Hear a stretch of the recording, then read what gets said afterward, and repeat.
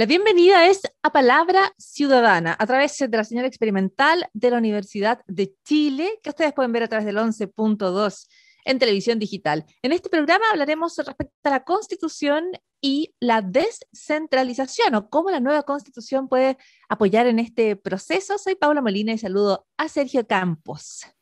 Hola Paula, ¿cómo estás? Bueno, aquí estamos en Palabra Ciudadana del canal de la Universidad de Chile. Saludamos a toda la audiencia a través del territorio nacional y aprovechamos de recordarles que UChile TV está transmitiendo todas las sesiones de la Convención Constitucional que va a escribir la Carta Fundamental para nuestro país que nos va a regir en los próximos 20 o 30 años. Así que pueden sintonizar en nuestra señal para conocer cómo se desarrolla este proceso tan importante para los destinos del país. Vamos a hacer una introducción con respecto al tema que vamos a abordar en esta jornada. Hemos extraído algunos antecedentes de la Biblioteca del Congreso Nacional de Chile, porque allí está radicada toda la documentación relacionada con la descentralización y que se concibe, digamos, por distintos autores como un fenómeno que pretende organizar la administración del Estado en un proceso de transferencia de competencias y de recursos desde el gobierno central a las administraciones subnacionales o unidades más pequeñas, entregándoles la autonomía necesaria ¿para qué? Para la toma de decisiones y poder entonces decidir localmente de acuerdo con los intereses, las características que tiene cada una de las zonas del país y de todas las materias que están delimitadas por la misma autoridad central, de tal manera que esa es la base para la construcción de un criterio de descentralización.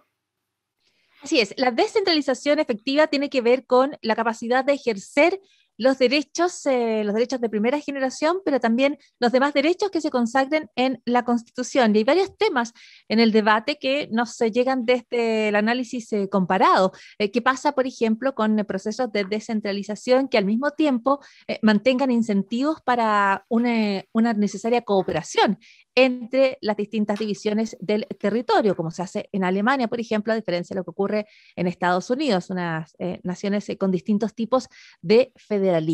Descentralización es también una demanda sentida de varias de las candidaturas que hoy están en la Convención Constituyente, por lo tanto, además, hay una demanda en el país que es necesario acoger, abordar en este proceso de nueva constitución. De eso vamos a hablar con nuestros invitados para este programa, Sergio. Así es, Paula. En esta ocasión tenemos distinguidos invitados para abordar esta temática que se considera fundamental también en la construcción que se está haciendo en estos momentos con la nueva Carta Fundamental.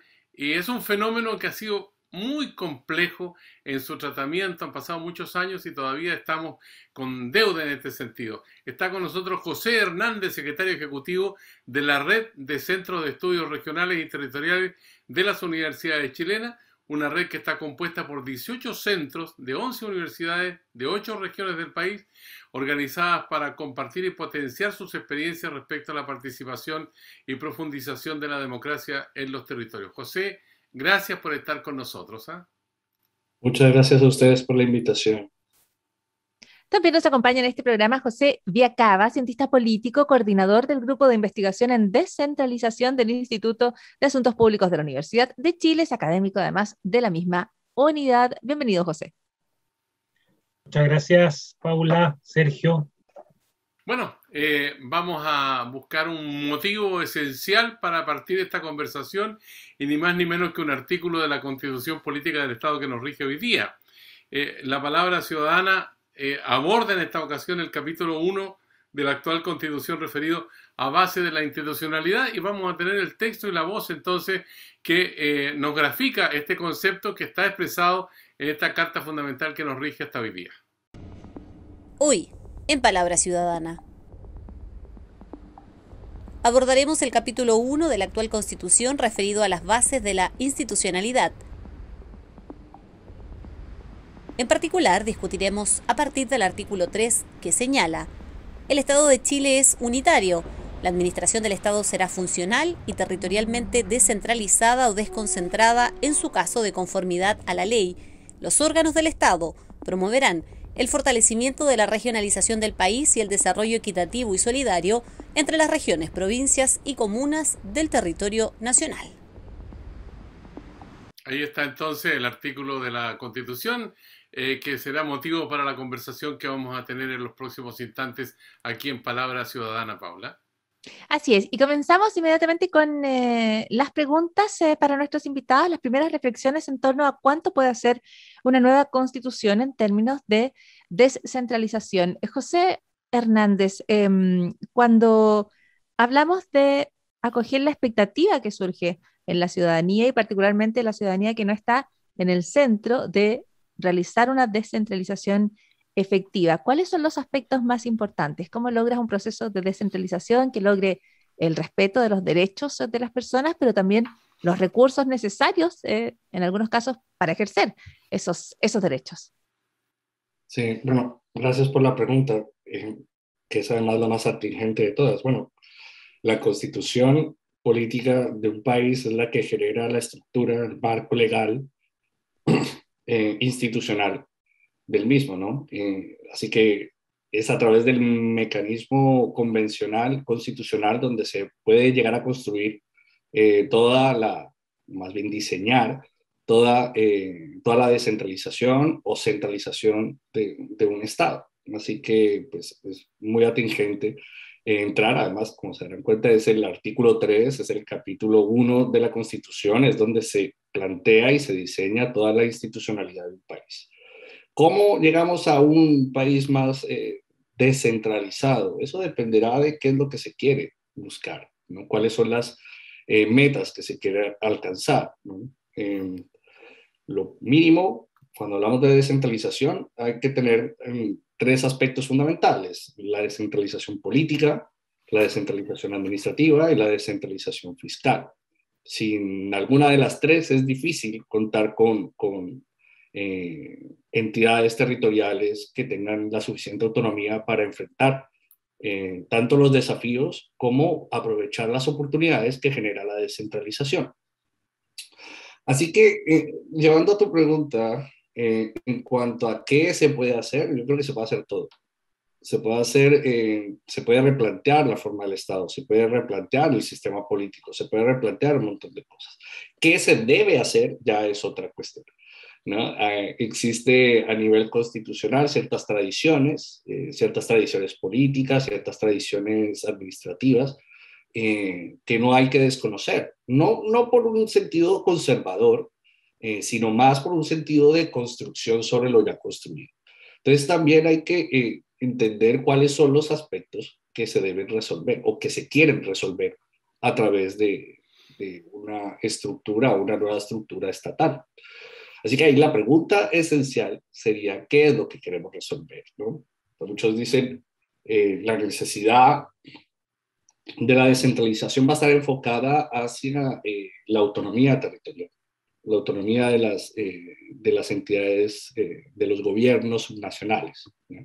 Si queremos hacer eso, entonces tenemos que establecer dentro de la Carta Constitucional cierta autonomía, ¿no? Y ciertas capacidades, tanto administrativas como financieras, al mismo tiempo de la capacidad de nombrar a sus propias autoridades, ¿no? Para que generen esta descentralización política.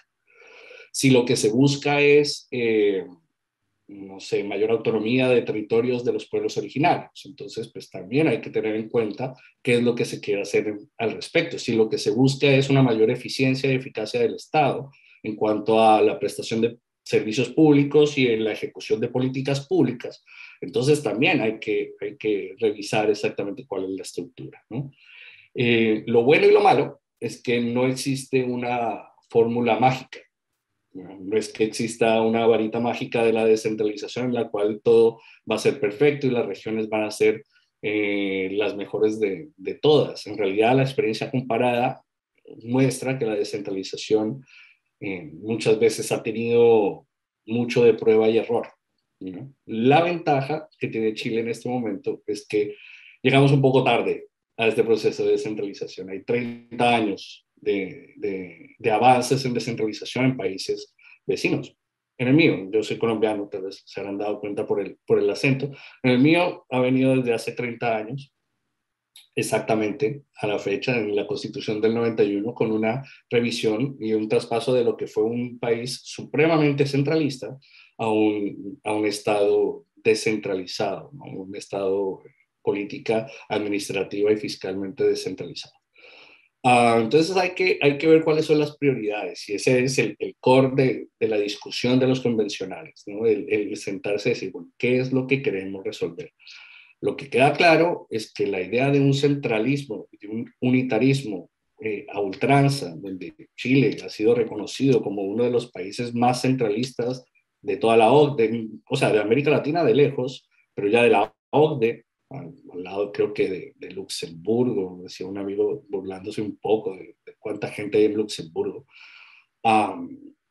Yo creo que ese modelo ultra centralizado, yo creo que ya hay que salir de ahí. La opción y las preguntas que deberíamos de hacernos y que se deben estar haciendo ahora los de la Convención y los de la Comisión de Forma del Estado es ¿cuál? Entonces, ¿vamos a ir hasta un federal? ¿Vamos a ir hasta un regional? ¿Vamos a un unitario descentralizado? ¿Cuál va a ser el mecanismo que vamos a utilizar? Y para eso hay que pensar en cuáles son cuáles son las metas para ello, qué es lo que queremos lograr. Si me permiten, y me extiendo 5 segunditos ahí, yo creo que las metas es mejores políticas públicas, mayor autonomía de las entidades territoriales y un mejor diálogo a nivel multinivel, ¿ya? Y hay muchas estrategias para hacer esa cuestión. Tenemos que buscar una descentralización a la chilena, de alguna manera, ¿no? Algo que nos organice mejor, entendiendo la tradición y entendiendo los problemas y las oportunidades que tenemos a nivel territorial en este país. Bien, gracias, José Hernández. Hay un fenómeno que está marcado por la realidad hoy día aquí en Chile. La descentralización la claman las provincias, las regiones, hace muchos años. Y hoy día tenemos un cuadro con consejeros regionales, además con un delegado presidencial que depende del poder central, pero al mismo tiempo con gobernadores que fueron elegidos democráticamente por la ciudadanía. Y aquí hay una especie de confusión en cuanto a las competencias y la toma de decisiones acerca de distintos problemas que le aquejan a cualquier sociedad y a la sociedad chilena en particular, con los problemas que conocemos y que sabemos. Entonces, ¿por qué ha costado tanto tiempo, José Villacaba, de llegar a un proceso que sea más profundo en esta descentralización y donde se establezcan, como decía José Hernández, las metas claras y las fórmulas que permitan alcanzar esos objetivos? Gracias, Sergio, por la pregunta. A ver, claramente ha sido complejo y es dificultoso porque descentralizar significa redistribuir poder. Y nadie cede, regala, sino que el poder se negocia, se transa o sencillamente se conquista. En ese sentido, uno podría mirar más bien el vaso medio lleno de lo que ha significado la historia política reciente desde los procesos de democratización del país en adelante. Uno podría decir que el actual proceso en el cual está inmerso nuestro país termina siendo coronado por la elección de gobernador y gobernadora hace ya prácticamente unos 3 meses, pero uno también podría decir, bueno, este proceso también estuvo antecedido ya por una agenda de descentralización que se impulsó en el gobierno anterior, o uno también podría decir que esto ya también viene antecedido por lo que fue la elección directa de consejeros regionales en 2013. Hay que recordar que antes de eso era un área, digamos, bastante gris de nuestra democracia, era una elección indirecta a través de concejales de la región constituidos en colegios electorales provinciales.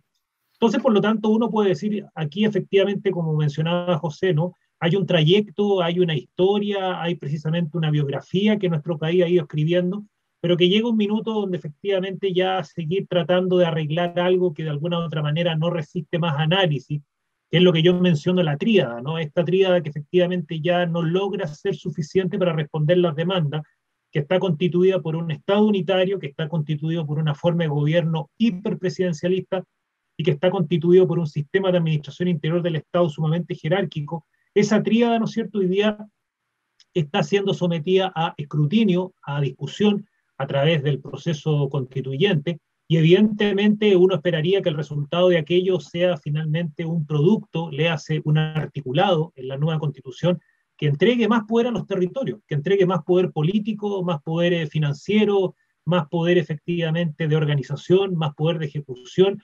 Siempre en los descentralizadores y descentralizadoras de Chile tenemos este ejemplo, ¿no?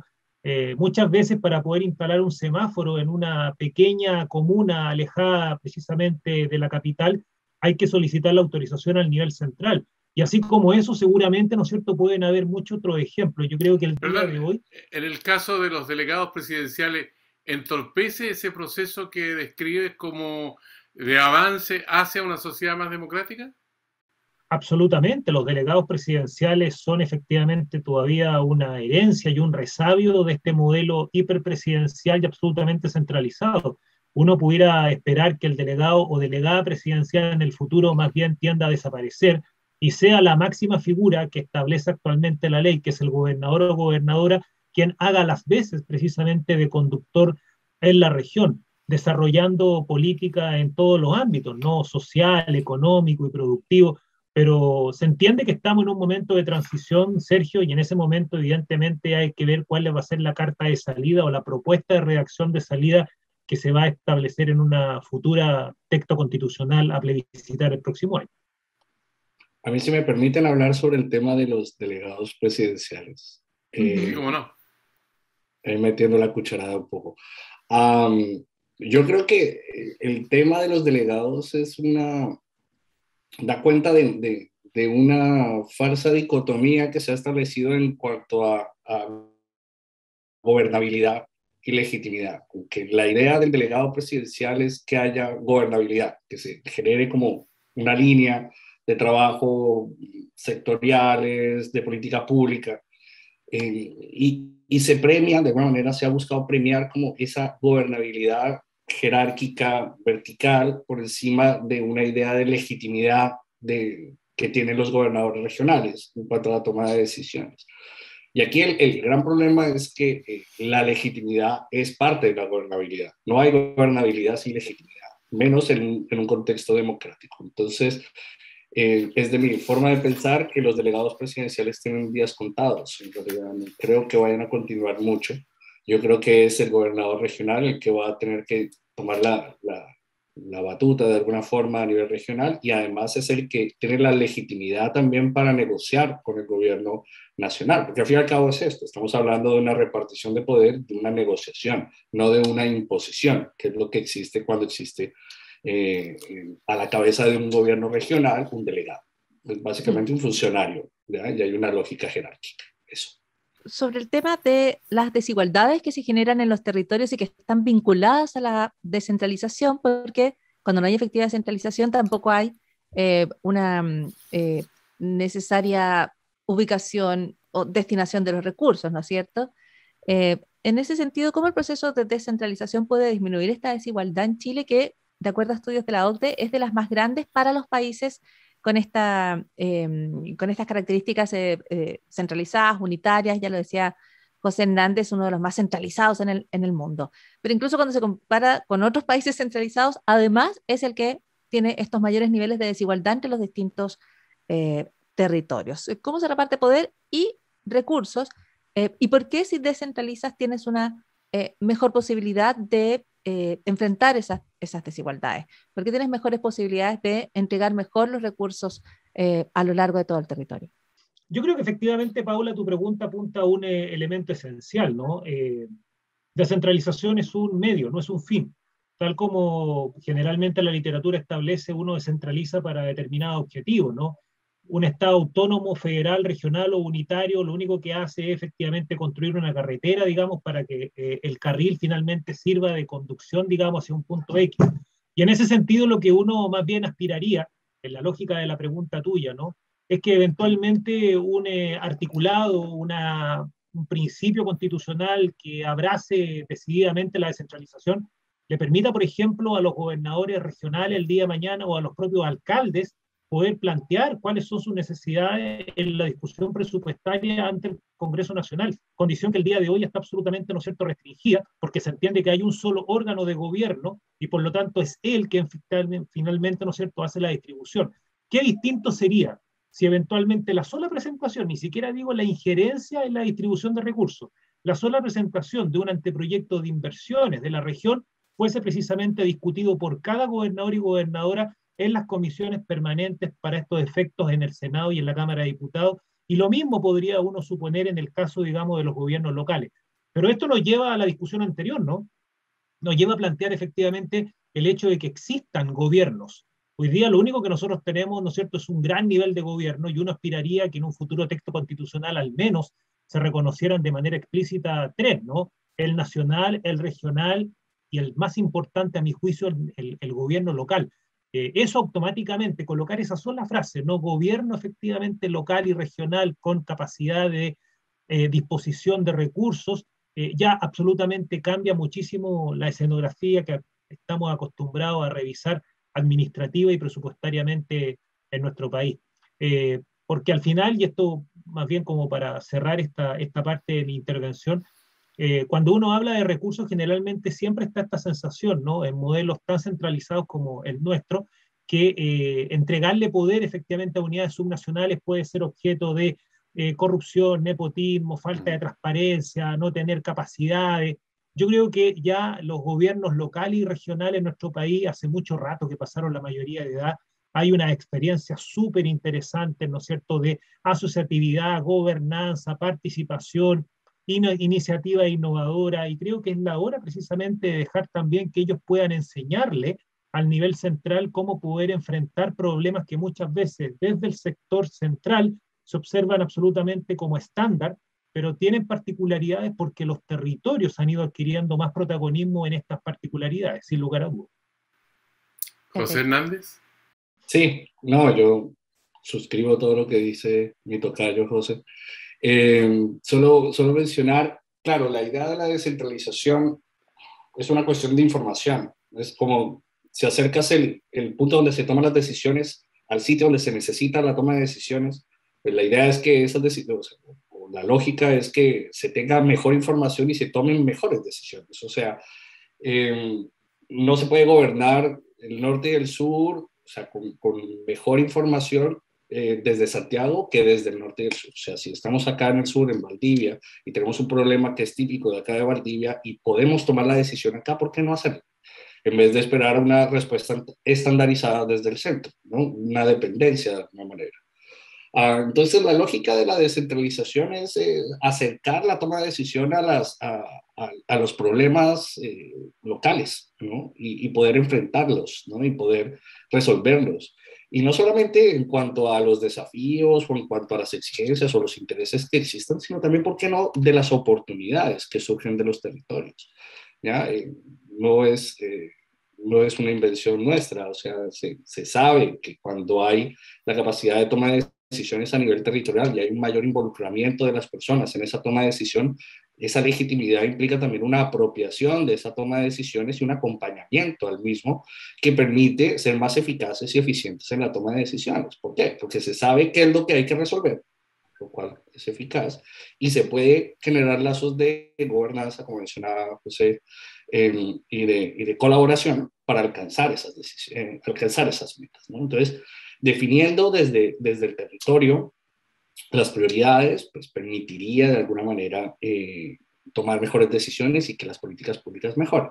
Ahora, yo ahí quiero ser un poquito crítico, no crítico, pero sí hay que tener mucho cuidado, levantar como banderitas rojas, que no necesariamente porque se descentraliza entonces todo va a ser perfecto. Por el contrario, hay mucha necesidad de tener una fiscalización y una observación constante de lo que pasa en los gobiernos territoriales, ¿no? En muchos casos, en el caso colombiano, se alcanzan a ver que existen, por ejemplo, duplicidades de acción entre los niveles de gobierno, o que puede llegar a ocurrir lo que en algunos casos termina siendo una caricatura, pero que en otros casos es cierto, y es mecanismos de corrupción y tal vez como fortalecimiento de lógicas no necesariamente democráticas a nivel local. Entonces, la descentralización debe que ir con responsabilidad, ¿no? O sea, está bien, vamos a entregar el poder, como todos los poderes, ¿no? Te entregan más poder, también te entregan mayor responsabilidad y tienes que ser responsable ante eso. Entonces, si hablamos de descentralización y de búsqueda de eficacia y eficiencia, esto tiene que ir acompañado con mayor fiscalización ciudadana, mayor fiscalización desde Contraloría, mayor revisión por parte de los ciudadanos y ciudadanas en la toma de decisiones. Lo bueno es que a nivel local tal vez es más sencillo utilizar las redes que ya existen en los territorios para hacer esa fiscalización. Pero no podemos caer tampoco en la lógica de pensar que con descentralizar ya todo se va a solucionar, porque no necesariamente es así. Así que, entrando a afinar, habría que ver primero que haya una claridad de competencias, que haya una entrega de poder, una redistribución del poder, pero ese poder con una responsabilidad y con una fiscalización, de manera que sea no solamente un tema de confianza, sino también un tema de rendición de cuentas. Entonces, si estructuramos algo por el estilo, podríamos fortalecer mucho más. Y suscribo totalmente a lo que dice José en cuanto a las competencias y capacidades que ya contamos acá en el país.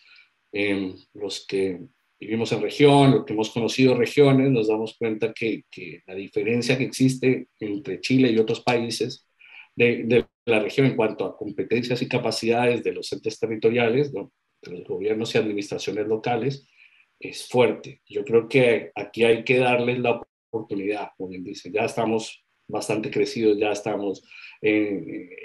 no hay necesidad de tratarnos como niños pequeños a las regiones, podemos y debemos tomar nuestras propias decisiones. Hay un punto, Paula, si me permites, hay un punto, 15 segundos, que me gustaría reforzar de lo que menciona también, y que tiene que ver con que descentralizar la ejecución de recursos le permite también un perfeccionamiento a nuestro sistema democrático. Yo siempre coloco el ejemplo, ¿no? Muchas veces en regiones y en provincias uno observa una gran copa de agua, observa un CEFAM, observa probablemente una escuela rural, y hay siempre un cartel con un montón de siglas, números, fechas, y al final, digamos, hay una mixtura de recursos del nivel central, regional, asignaciones. Yo creo que eso sería mucho más simple para la ciudadanía entender que esa escuela en el futuro es una responsabilidad de la autoridad regional o local y por lo tanto, ¿no es cierto?, en 4 años más va a ser efectivamente asignable una responsabilidad política. Situación que el día de hoy muchas veces por este entramado del cual todavía estamos inmersos se diluye a través de una serie de procesos burocráticos que evidentemente no informan adecuadamente a la ciudadanía respecto de lo importante que es la descentralización en la cotidianidad de la vida de nuestros compatriotas. O sea, más descentralización se vincula a mayor legitimidad, que es una de las necesidades urgentes de nuestro sistema político, más accountability, como apunta José Viacá, que es una cuestión además importantísima, el desarrollo de soluciones que respondan mejor y de manera más clara a las necesidades que identifican quienes viven en el territorio y no que se designen desde un nivel central, y la precisión respecto a que ya hay capacidades en las regiones, ya es hora, pero que además se requiere un sistema que garantice que no se generen o que se genere el mayor y mejor cuidado de todos los recursos. Nos vamos a separar, tenemos una breve pausa en este programa especial dedicado a la Constitución y la descentralización y continuamos.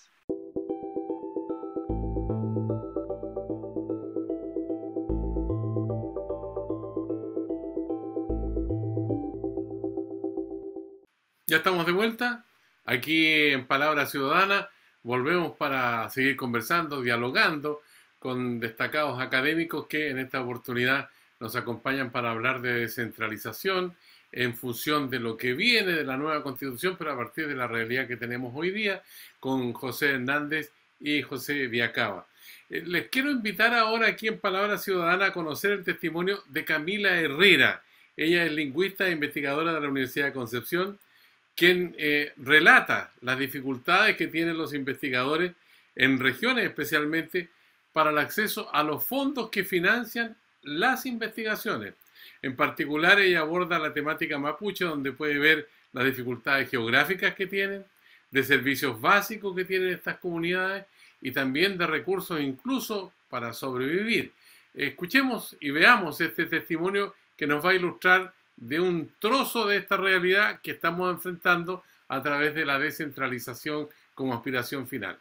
Hago clases a medio tiempo y el otro tiempo me lo dedico como a estudiar y a desarrollar una investigación. Que mi investigación es como entre cultural y estética, digamos, es la validación de las escrituras de los pueblos originarios de Chile.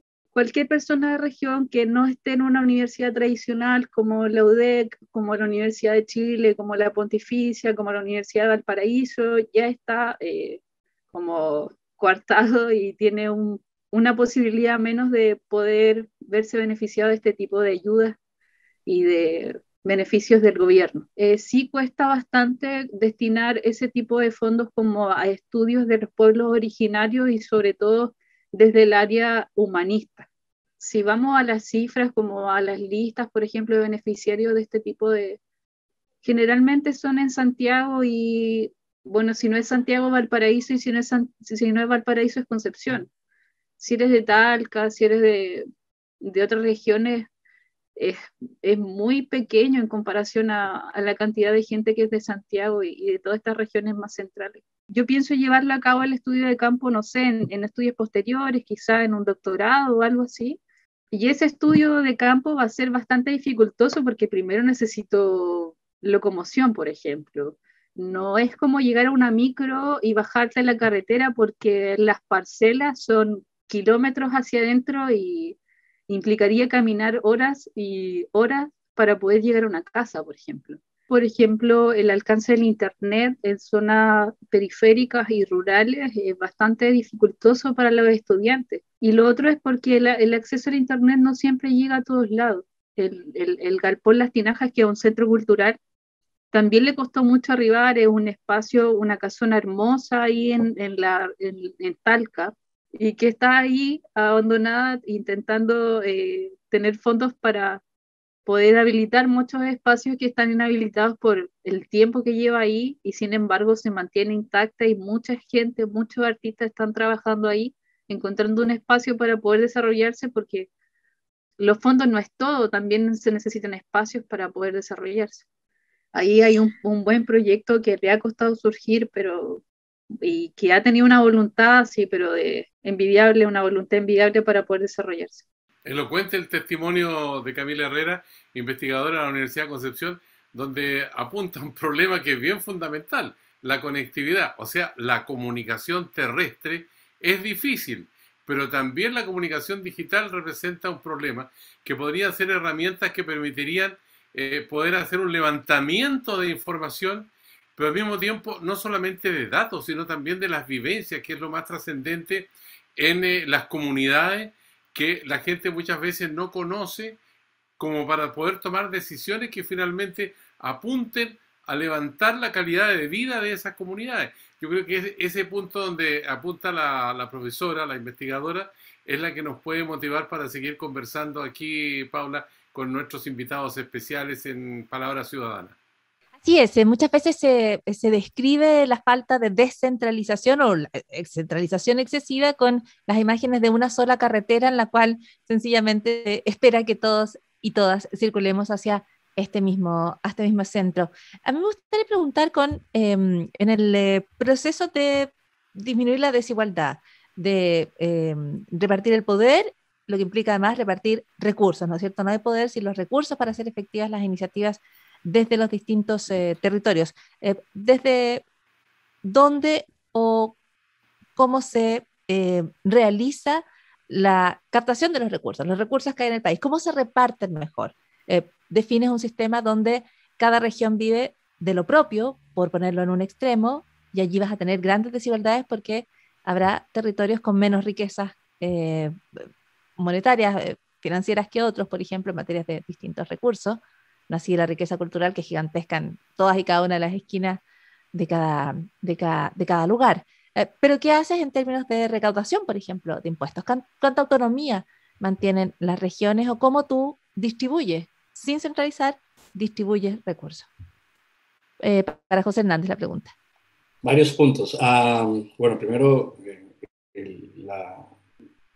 la anécdota o el comentario que dice la compañera es visible en todas partes. Todos los que realizamos trabajo de terreno en regiones, pues nos damos cuenta de este tipo de precariedades y también nos damos cuenta también de una cosa que existe, que es preconstitucional y que no se resuelve a través solamente de una constitución, y es la concentración de recursos, de capacidades y de poder, no solamente en la región metropolitana.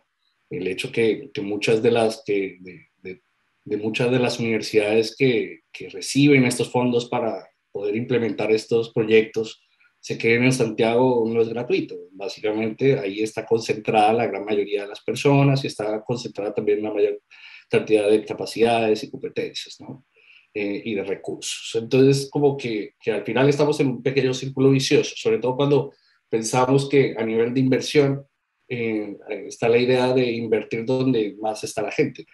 Las inversiones que afectan a mayor gente se van a enfocar en donde está mayor cantidad de gente, y si no son socialmente inviables, pues se les llama, ¿no? Donde menos personas hay, pues menos inversión hay, porque la idea es como focalizar a donde están más las personas, y eso obviamente concentra o mantiene este círculo vicioso de la concentración en Santiago, que es donde más está la gente. Entonces, la gente que está en regiones dice, pues me voy para el centro porque hay mayores capacidades, hay mayores competencias, están las mejores universidades, están las mejores fuentes de financiamiento, pues nos vamos para allá.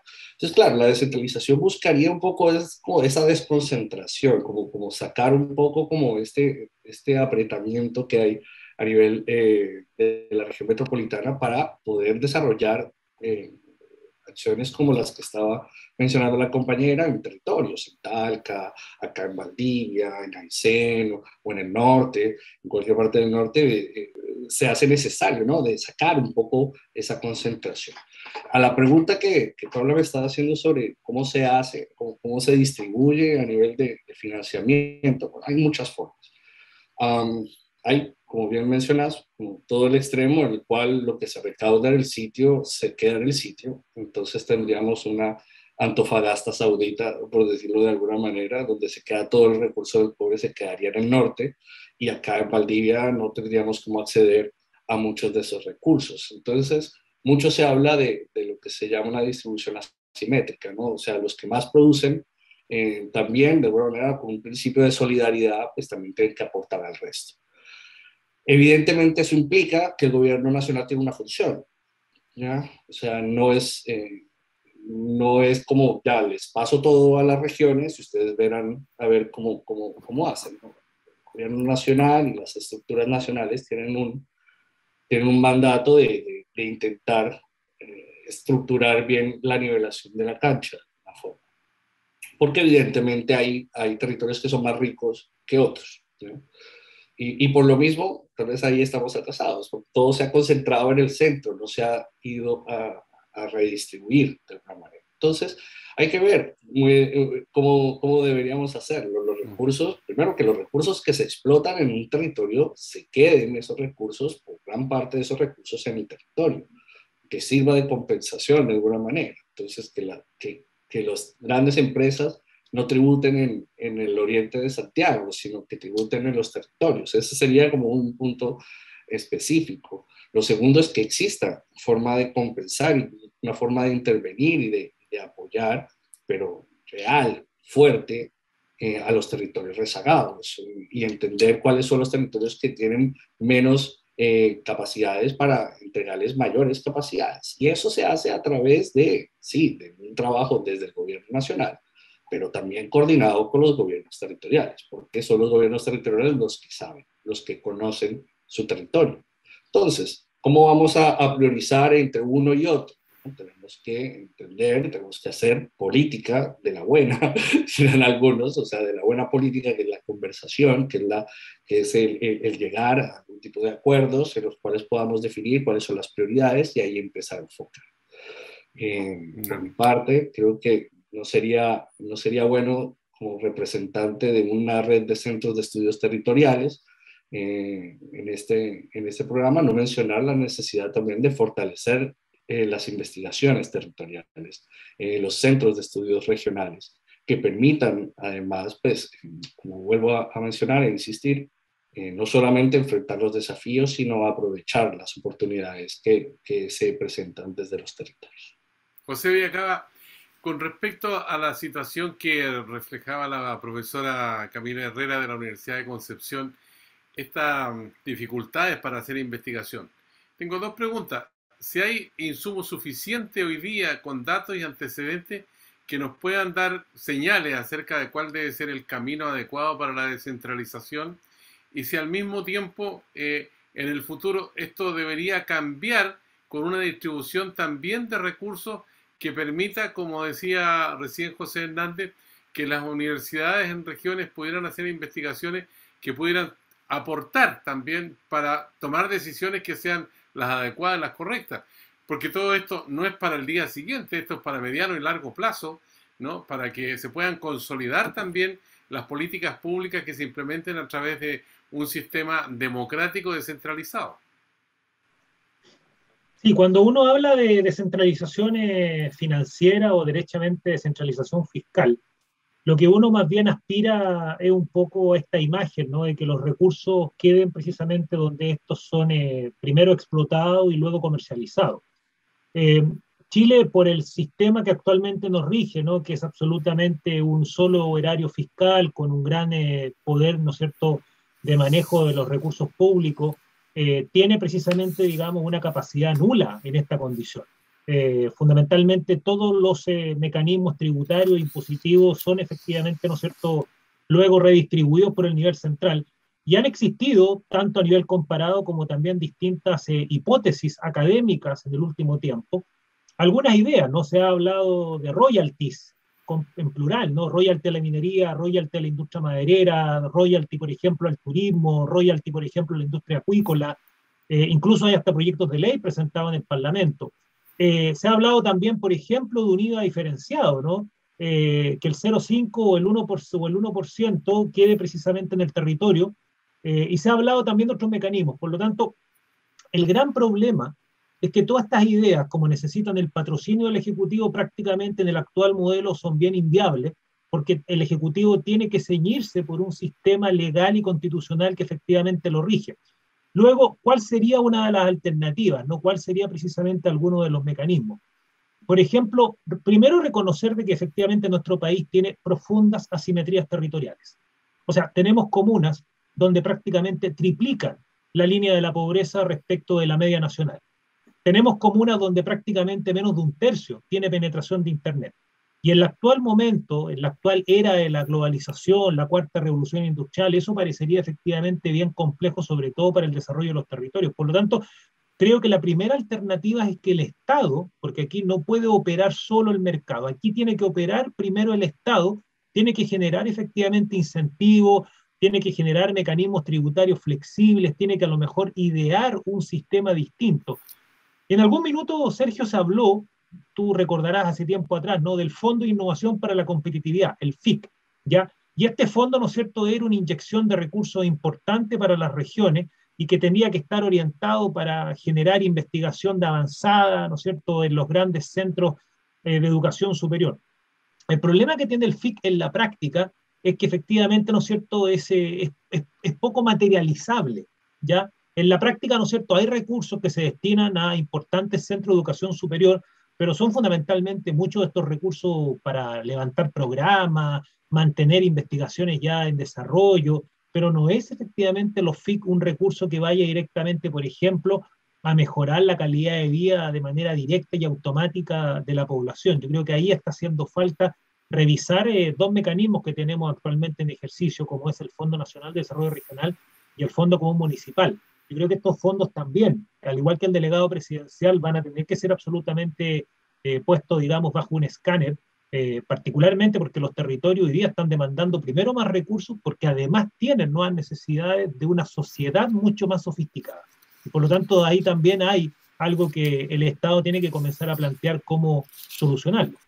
Hay algunos de los desafíos que son gigantescos y que plantea el proceso de regionalización, de descentralización, más bien cuestión que tiene algunos aspectos particularmente dramáticos, por ejemplo, la creación de zonas de sacrificio, ¿no? Uno adivina que un proceso de descentralización quizás se daría mejores herramientas para evitar que una porción del territorio se convierta en una zona que debe sacrificarse para el desarrollo del resto del país. Son temas que hablamos en este capítulo del programa dedicado precisamente a la Constitución y a la descentralización. Tenemos un espacio para pasar en limpio. Tenemos un espacio para que resuman en 2 minutos aquellos aspectos que consideren más importantes respecto a este tema, aquellos que quizás no hemos tocado en los minutos que llevamos en esta conversación y que les gustaría resumir. Así que nuestro espacio para pasar en limpio a esta hora, aquí en el programa de la Universidad de Chile, del canal de la Universidad de Chile, y comenzamos con José Hernández. 3 puntos me gustaría como poner en relación, esto revisando años que uno viene trabajando estos temas. Quisiera poner 3 puntos como en limpio. Primero es la claridad. Estamos hablando de un proceso constituyente. Lo que es fundamental es que exista claridad en quién tiene la responsabilidad sobre qué. Uno de los puntos que puede llegar a pasar cuando se hacen modelos descentralizados es que la coordinación entre los distintos niveles de gobierno puede ser un problema, ¿ya?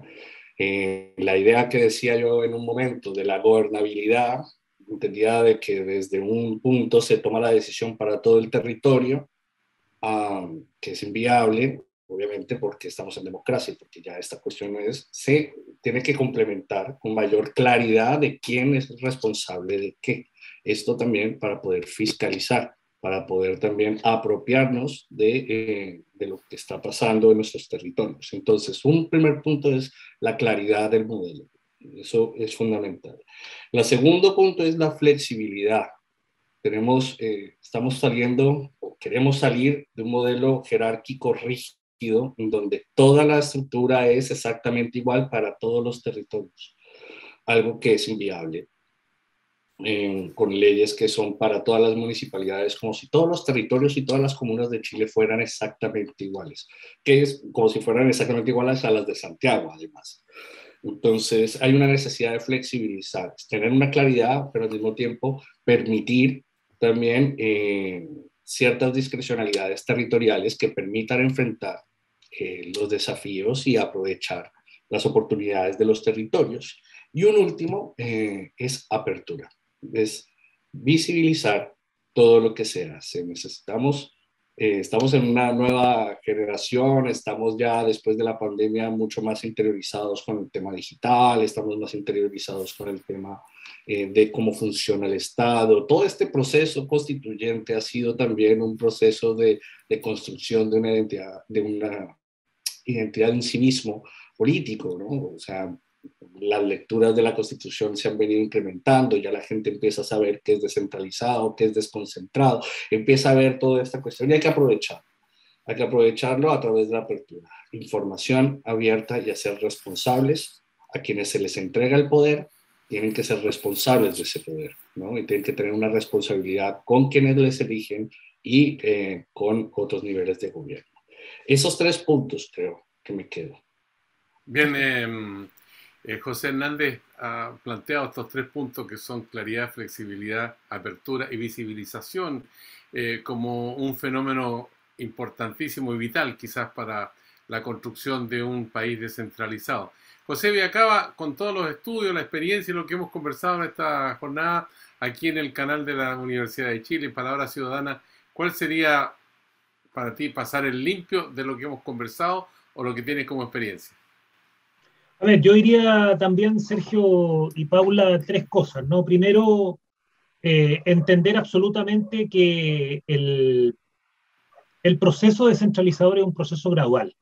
O sea, nadie que pretenda, ¿no es cierto?, hacer caer en la descentralización una suerte como de llave mágica puede estar en un cierto grado de sensatez o lucidez. Estos procesos demoran, son procesos de largo aliento, esto va a tomar tiempo, vamos a errar, nos vamos a equivocar, vamos a tener que en algún minuto revisar la descentralización, porque así ha demostrado la experiencia comparada. Esto no es un camino absolutamente con GPS que nos vaya a indicar de aquí a 30 años, ¿no es cierto? Estas son las rutas en las cuales tenemos que evitar y estos son los lugares seguros donde el tráfico está mucho más fluido.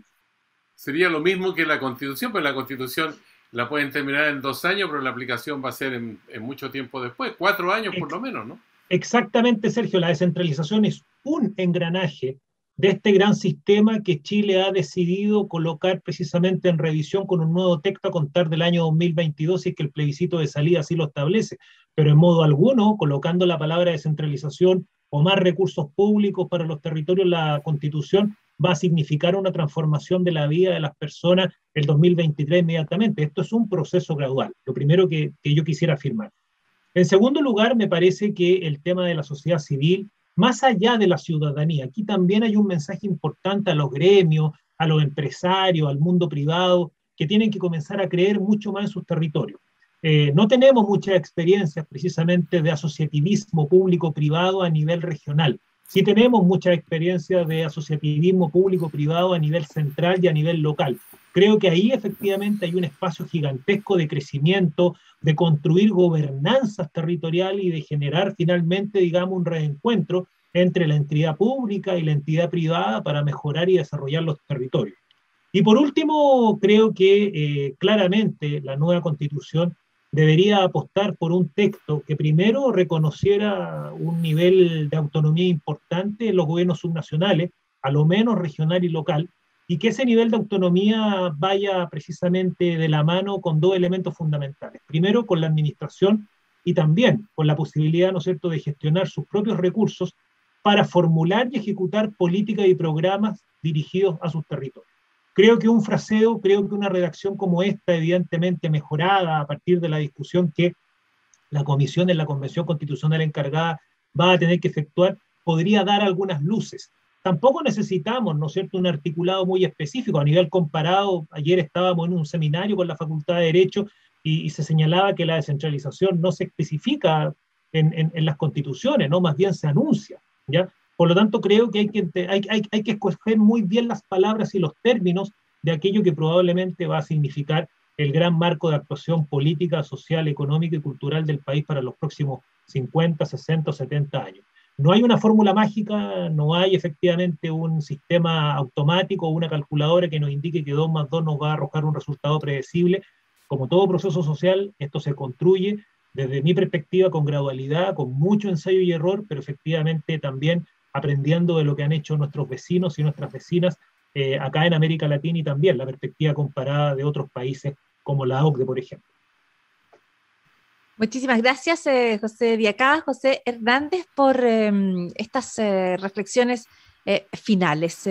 Vamos a un resumen de Sergio Campos respecto a los puntos centrales que nos quedan del trabajo conjunto de las conversaciones aquí planteadas en este capítulo. Pasar el limpio, sin duda que es fundamental, que se distingan los roles y las diferentes responsabilidades en un modelo descentralizado. Y es muy necesaria la flexibilidad, no todos los territorios son iguales, ni tienen las mismas necesidades. Hay que visibilizar el trabajo y el manejo de las decisiones en las regiones de nuestro país, ¿eh?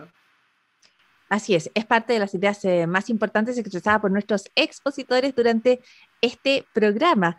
Por supuesto, además, comprender que se trata de procesos graduales a largo plazo, como decíamos, donde participe la sociedad civil y que se apueste en general por una mayor autonomía, asumiendo que aquí no hay soluciones mágicas, no hay llaves que puedan abrir el paso de la descentralización y que este será además un proceso con avances y retrocesos, con aciertos y errores, en el cual ojalá podamos ir aprendiendo.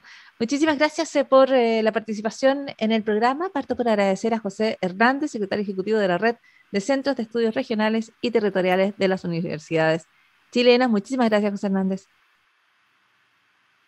Gracias a ustedes por la invitación y por esta conversación, además del espacio que tienen de tan relevante con estos temas tan importantes en este contexto constituyente.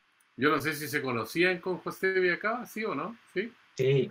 Nos conocemos. Sí, se conocían. Así es. Bueno, sí. José Viacá, cientista político, coordinador del Grupo de Investigación y Descentralización del Instituto de Asuntos Públicos de la Universidad de Chile, académico de la Casa de Bello. También le agradecemos el hecho de haber participado en esta conversación, en este diálogo en función de la descentralización, ¿no?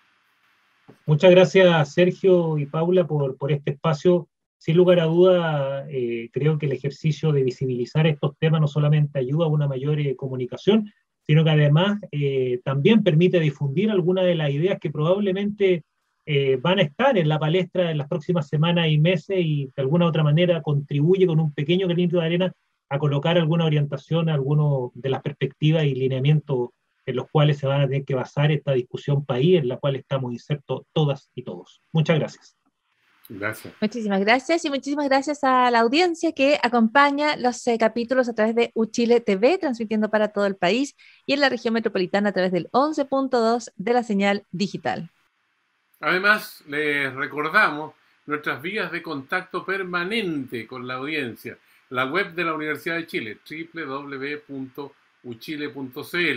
En Twitter e Instagram de nuestro canal, @uchiletv.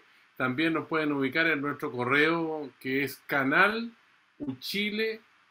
una sola palabra, @uchile.cl. Y también, revivir nuestros programas en el canal de YouTube de la Universidad de Chile. Ahí están disponibles este programa y los que hemos presentado en ocasiones anteriores. Gracias por acompañarnos. Nos encontramos en un nuevo capítulo de Palabra Ciudadana, siempre a través de la Universidad de Chile, la entidad universitaria más importante del país. Así que muchas gracias, Paula. Nos encontramos pronto también. Hasta pronto, Sergio Campos.